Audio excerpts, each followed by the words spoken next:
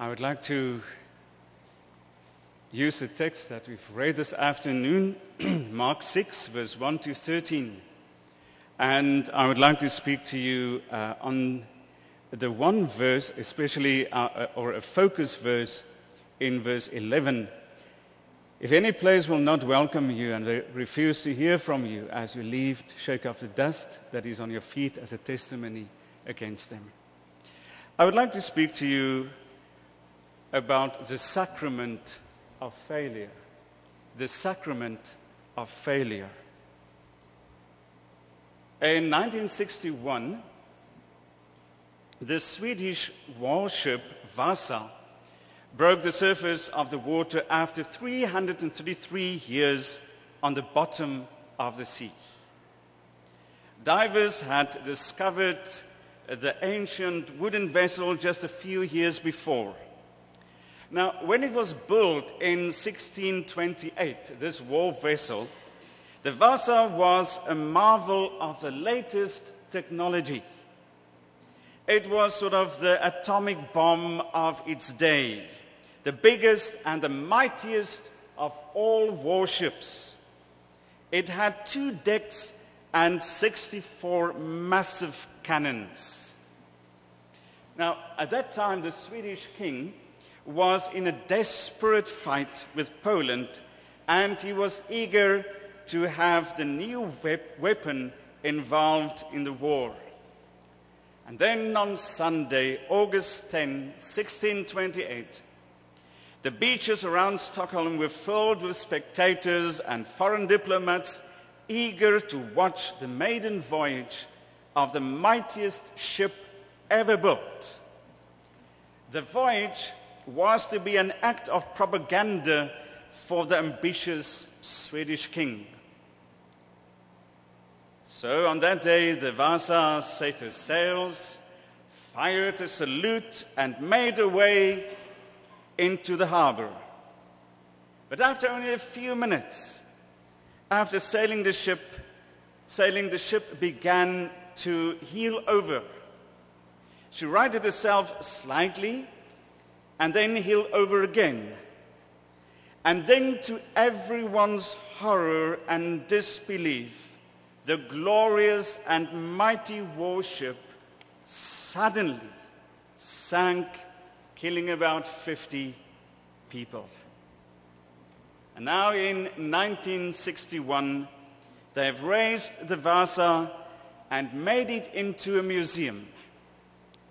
Modern-day Swedish children can see this ancient vessel that was supposed to be the most glorious warship of its day, but instead it became the biggest failure of the day. A museum to failure. Can you imagine how embarrassing this episode was for everyone involved? It was a horrific public failure. Well, I think we can understand something about it, because we have known failures that were almost as public as this one, don't we? Failure. It's a word that strikes fear in the heart of everybody. You see, our society has become so success-orientated that we have very little tolerance for failure. We are the A-plus society. If a student doesn't get an A-plus, he or she thinks that he or she is a failure. You see, we glamorize the Michael Jordans and the Tiger Woods of the world, and we ridicule misfits and people like you and me who don't always succeed. And if you have lived long and attempt much, you will run up against failure. People fail every day. People suffer from failed relationships, failed marriages, failure at work, and failure in health. I think most of us can associate with failure, and we know from experience that failure is very hard to cope with in a world like ours. When we fail at something, most of us think as the ultimate and irreversible tragedy of all time. This passage we've read is very interesting. We see in this passage that Jesus both experienced failure himself, but moreover, he expected his disciples to fail. You see, Jesus gives his disciples instructions about what to do when they are rejected, when there's failure. Up to now, Mark has sketched this picture, painted this picture of Jesus moving from one success to another. In the previous chapter, we've read about the success of driving out demons, healing people. And the crowds were there. The crowds were amazed by his miracles, the stilling of the storm, the restoration of Jairus' little daughter back to life. Well, how more amazing do you get? And now he's on his way to Nazareth. Homecoming. Homecoming. And at his home, you would have expected that people would gather there and welcome their boy, their young blue-eyed son, back into their town. They must have heard about all the miracles and all the wonderful things that has happened. There in his town, Jesus began to teach in the synagogue. Oh yes, he earned a response, but hardly like the one in other places. As in other places, the people are astonished at his teaching, but this time they are astonishingly appalled at his message and his manner. How dare this local boy, Jesus, assume such authority? Isn't this the son of Mary, the brother of James, Joseph, Judas, Simon? Isn't this just someone like us? Who is he? Who does he think he is? You see, I really like the way that Mark portrayed Jesus.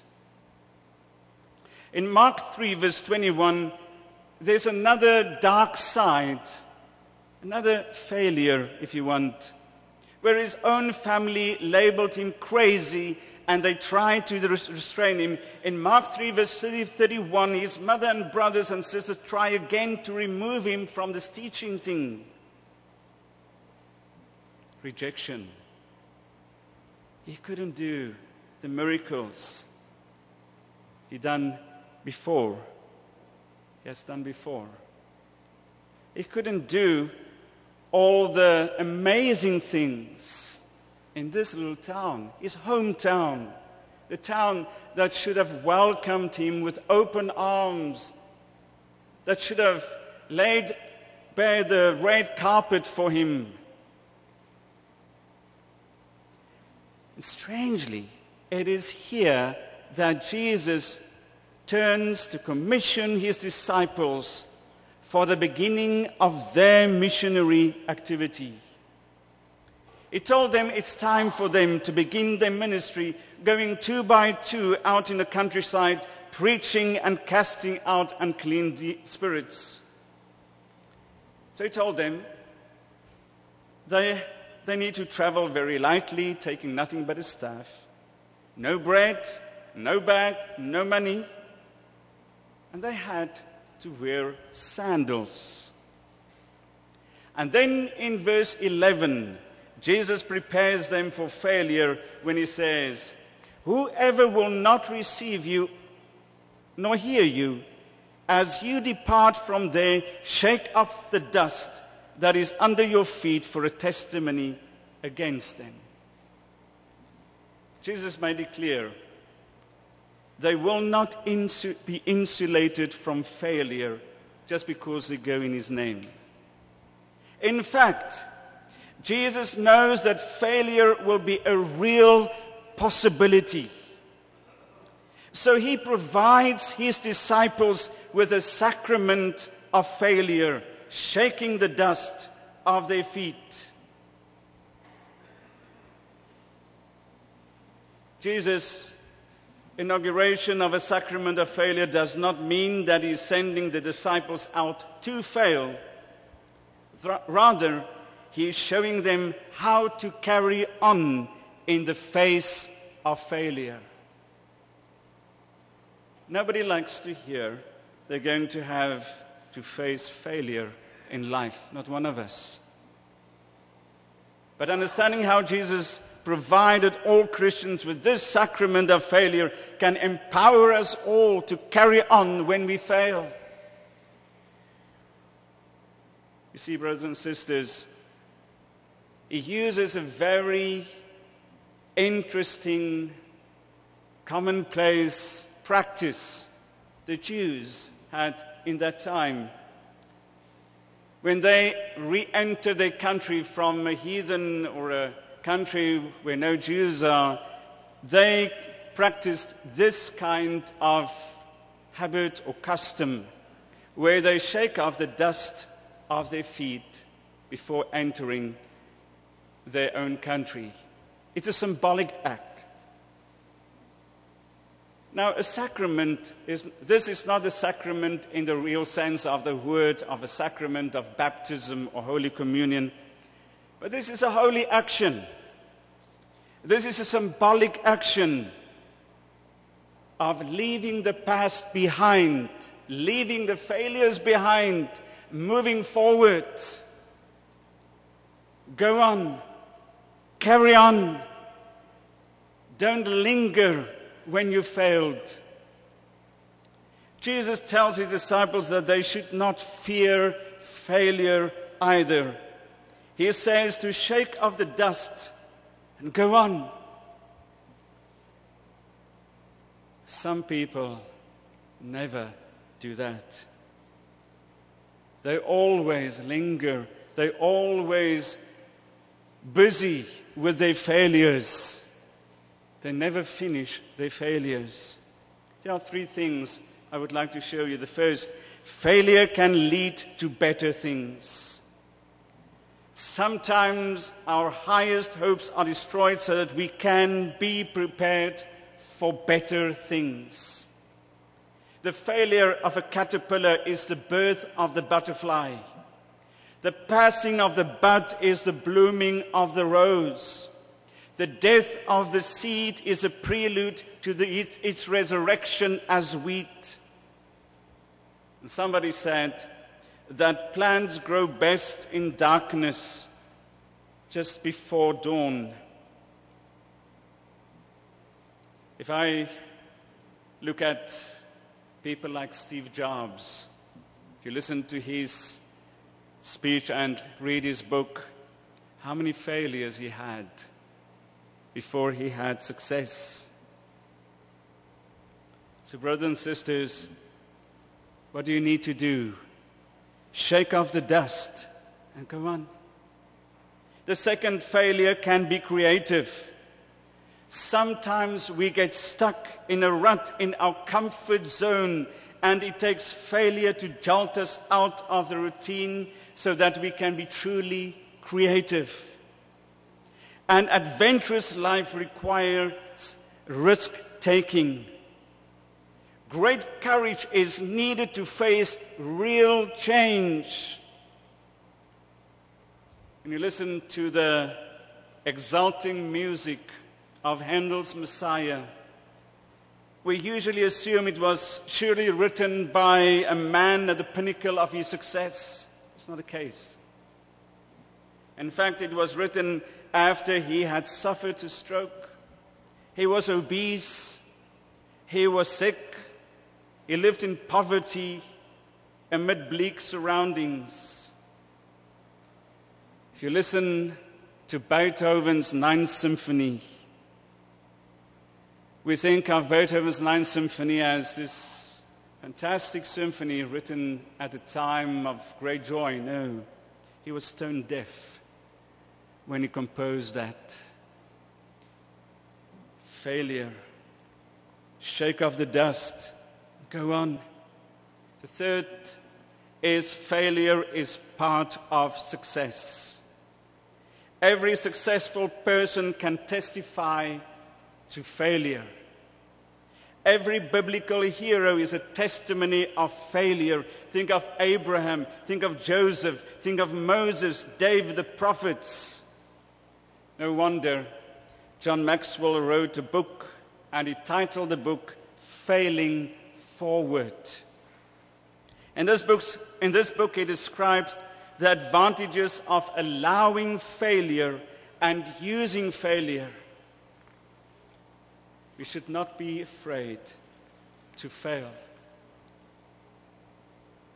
In failure, we realize our fallibility. We get off our high horses and humbly recognize our dependence on God. Without failure, we never learn the deep lessons of life. Brothers and sisters, don't stay in your failures. Finish your failures. Don't linger there. I would like to conclude. Theodore Roosevelt said, "Far better it is to dare mighty things, to win glorious triumphs even through checkered by failure, than to rank with those poor spirits who neither enjoy nor suffer much because they live in the great twilight that knows many destructive failures. One is amazed to see him grow under all of that victory or nor defeat." So brothers and sisters, finish your failures. How do you do that? By realizing failure is not the end of the world. Failure is something that we should not be afraid of. It's part of life. So, if failure is because of sin, get forgiveness. If failure is part of wrong decisions, start over. Make the right ones. Make right the wrongs. And then exercise Jesus' ritual of failure, Jesus' sacrament of failure. Shake the dust off and go on.